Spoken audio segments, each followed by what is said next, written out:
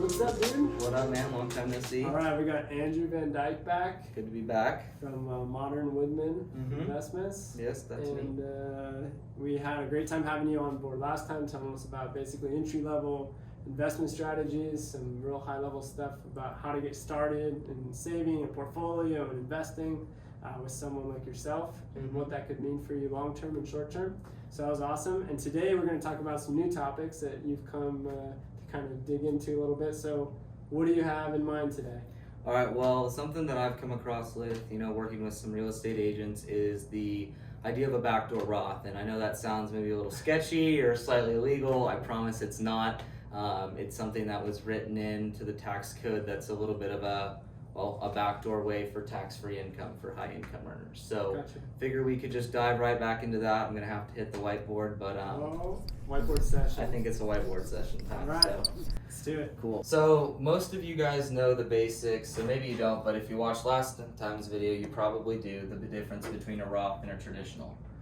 So just a super quick recap, these are the two main types of IRAs that people have. There are business ones, but like I said, these are the more personal IRAs that people will own. So an IRA that's a Roth is post-tax, so it's not a tax deduction from your income, gross tax deferred, and if you do everything right at retirement, that money that you pull out is all tax-free, which means you actually got tax-free growth along the way. There's no other account in the investment world that really does this simply other than a 529, but that's for your child's education plan. Traditional IRA is the opposite of that. You get a tax deduction, it's pre-tax, it's how you can stay under a certain income level. It's so you can, when you're in a higher tax bracket when you're working, when you're in a lower one in retirement, there's a little bit less of a hit, I guess, when you finally have to pay the taxes. So you get them deferred, just like you do with the Roth, but then at the end, you pay taxes. So the traditional IRA is great for an employee that worked at a company for 20, 30, 40 years, made over the Roth income limits, but in retirement still going to have a pretty low income bracket they're going to be living in. They're going to have a low tax rate, they got all the tax deferred, that's a pretty good benefit. Now, a lot of the people that I work with, real estate agents, some of the high income earners, they're at a point where the way they're building their passive investments, their real estate, land opportunities, duplexes, whatever that may look like, their income in retirement is going to be very similar to when they're working full time.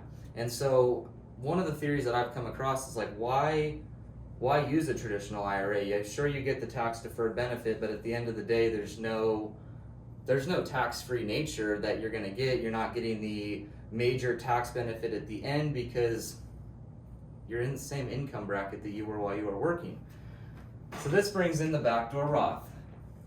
The reason you can't contribute into a Roth IRA is because you make over $140,000 a year as a single person. If you're a married person, I think it's $196 for the year. I might have to double check those numbers, but they change year to year. I think it's $140 single, $196 joint. If you make over that, you cannot contribute into a Roth IRA anymore from your bank account. Now, this is where the backdoor Roth comes in. A backdoor Roth is a conversion.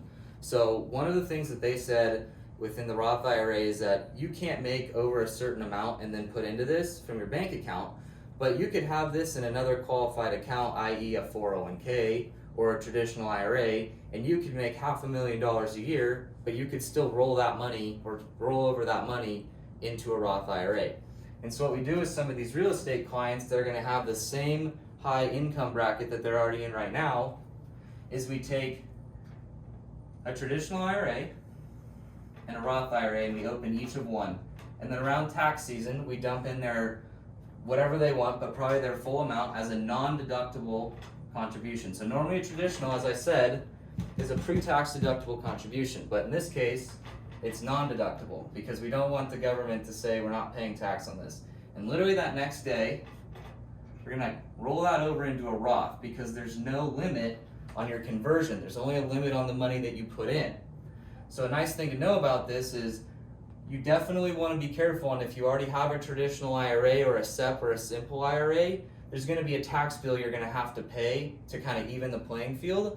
But if you don't have either of those accounts and you're already past that limit of being able to contribute into a Roth, this is a way to create tax-free income in your retirement. So I ran the numbers, and if you did your Roth and you did your spouse's Roth, so you did a double Roth, backdoor Roth, which you can do, you could have $12,000 a year invested for 30 years, assuming a 12% rate of return, and this isn't factoring in taxes, and you would have, ran the math earlier, but I believe $5.98 million. Now again, this is all hypothetical, non-guaranteed, but if you take that number, that's a pretty good yearly tax-free income that you don't have to report to live off of. So that's something that I've been working with a little bit. I think it's a really intelligent way to get tax-free income. It does take a little extra work with the accountant and your financial person, making sure that we're doing this properly. You're not having any growth on that traditional before we're converting it, but it is still a pretty simple process to have tax-free income when you're making over that income level. So I gave you guys a lot of information right there. Just want to do a little recap super quick and kind of just touch on some of the main points with that. So backdoor Roth, you do, if you're married, you can do spousal. So with a normal IRA, you can deduct $6,000 a year. So if you have a spouse, you can do a spousal IRA if they're not working and use your income, $12,000 per year. So if you did $12,000 per year, starting with $12,000 for 30 years, with a 13% rate of return, you would have $4 million. Now let me stress that this $4 million would be completely tax-free.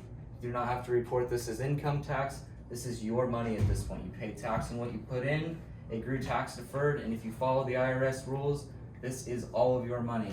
Now if you're single, same math, but it's down to $6,000 times the next 30 years times 13%, $2 million.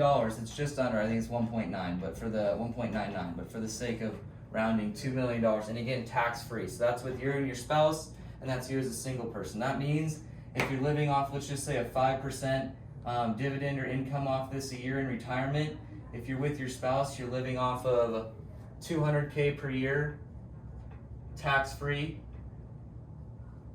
and you're living off of, as a single person, $100,000 a year, tax-free. So with your income you already have in your report, this is a great addition to add to your portfolio and to have a tax-free income in retirement.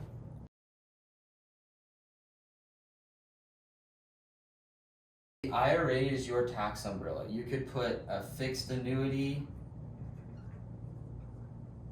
you could put a variable annuity, you could put mutual funds, you could put stocks, you could put bonds, you could do a CD. This is literally the tax umbrella that it exists under, and once you've maxed these out, you can always invest in any of these.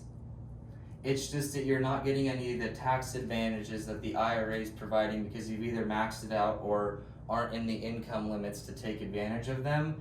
The investments themselves, think of them as levels. So there's the investment, and then the IRA is in it's a completely different thing. It's the bracket, the umbrella that exists over whatever investment you choose. Once you've maxed out and filled up that umbrella with your rainwater investment, then you can go invest in any of these. You just don't get the umbrella that the IRA provides you.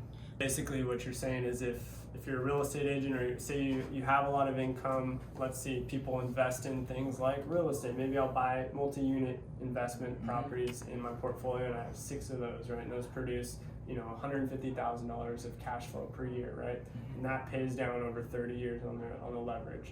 And then I have maybe I have like a digital e-commerce store, right? And that pays me, say, 60 grand a year. There's another revenue stream of income for preparation for retirement, right?